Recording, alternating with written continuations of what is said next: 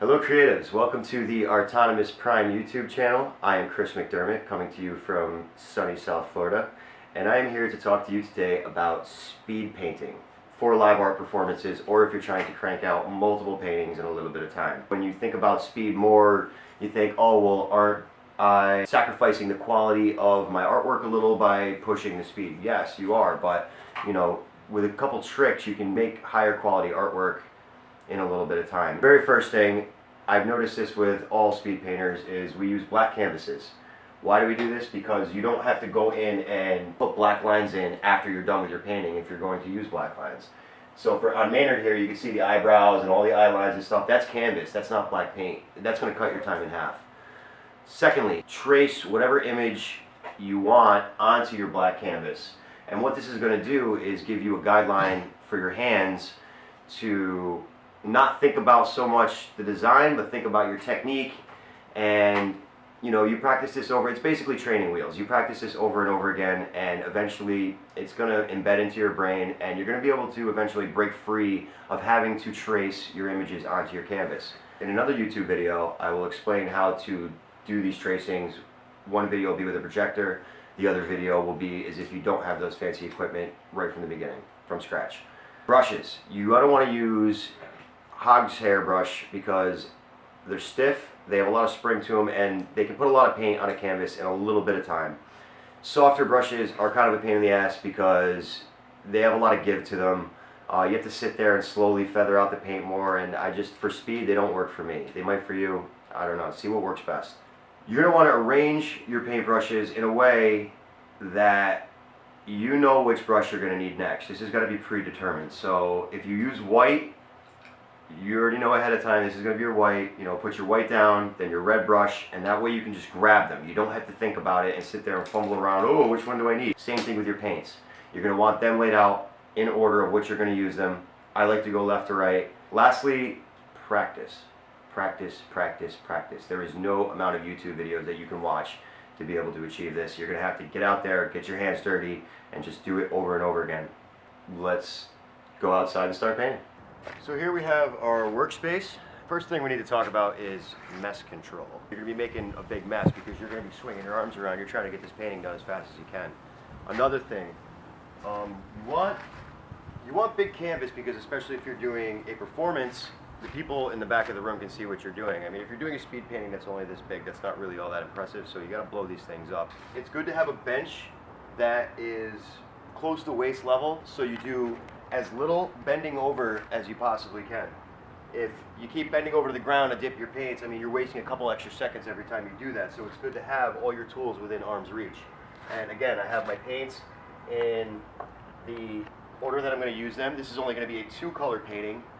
First, I'm going to start with red in this nice little princess cup that I've gathered from my fine china collection.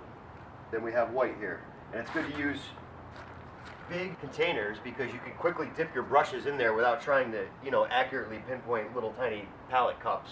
Put a lot of plastic down so, you know, your parents don't kick your ass. You're going to have to learn how to use two hands if you're trying to hit a 10-minute mark or less, because obviously it's double as efficient. Obviously it's double as productive. Obviously it's twice as productive. Haha. I like to use different brushes in both hands. You know, you're going to find what works best for you in this situation. I'm more left-handed than I am right-handed, so I use the big brush to kind of glob on a bunch of paint, and then I use a smaller brush to kind of smooth everything out and make cleaner lines. When I go in and do white highlights, which you'll see in a minute, I use the two small brushes, again slightly bigger so I can get smaller areas, and then a detail brush that I can make little lines with. And lastly, I've got these two guys right here, which I use to dip in the paint and basically just make a mess. That's my favorite part. So with all that being said, I think it's time to start painting.